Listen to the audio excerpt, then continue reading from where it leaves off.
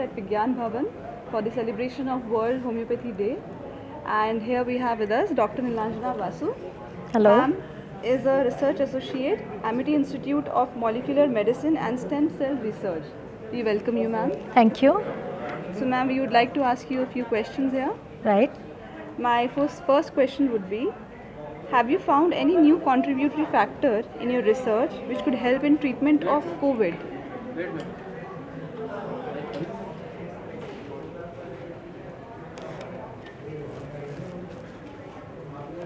क्या?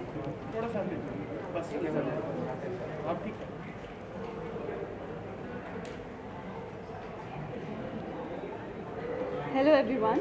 Today we have gathered here at Vigyan Bhavan for the occasion of World Homeopathy Day. And here we have with us Dr. Nilanjana Basu. Hello. We welcome you, ma'am. Thank you. Dr. Nilanjana Basu is a research associate, Amity Institute of Molecular Medicine and Stem Cell Research. So, ma'am, we would like to ask you a few questions. Yes, thank you. Please go And ahead. my first question would be, have you found any new contributory factor in your research which could help in treatment of COVID? Yes, definitely. So, if you, I just want to brief about my background, since now I am a research associate and I am also pursuing my PhD in cellular and molecular oncology in the institution, Amity Institute of Molecular Medicine and Stem Cell Research. But as a profession, I am a homeopath. I was teaching for 12 years in Baxter Homeopathic Medical College.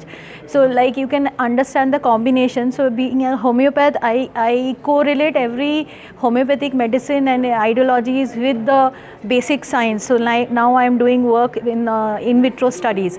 So during this COVID time, we had a lot of hue and cry about arsenic album working, Brineia is working, Gelsemium is working.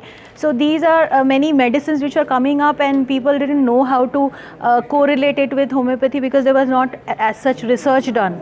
So as I was into this molecular medicine department, and we had many scientists working there, so I had written a review article, letter to the editor, and what was published in homeopathy journal, Scopus Index journal, and it was all about the repurposing of our known medicine in COVID. So, and we also I'm right now working on docking, also molecular docking, so that we can find out which medicines work on which psych protein, and then accordingly we can plan.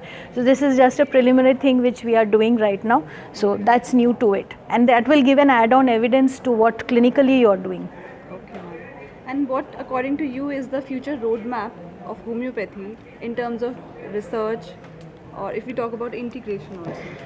So integration for me is not only, for me it is not only integration of different system of medicine like allopathy, homeopathy, Ayurveda, or I mean modern medicine with Ayush. So for me it is integration of our concept with the concept of research. So that becomes very important in the present day, because if you don't know the background of what work is being done, how your medicines are working and all, then how do you actually implicate, and how do you show it to the world that how our medicines are working and how the scientificity of our medicine.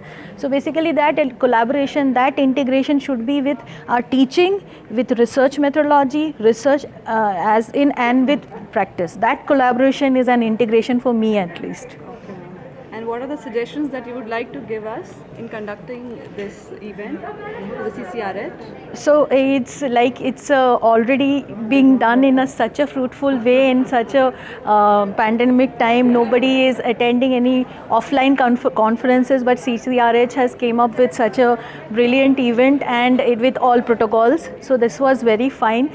So not as such, I don't have any suggestion, but definitely since I am not into a government organization, and we were having sessions when private practitioners, they were facing very difficulty. Like in CCRH, you had that provision to do research and go to the field and do the work. But similarly, we don't have that that facility.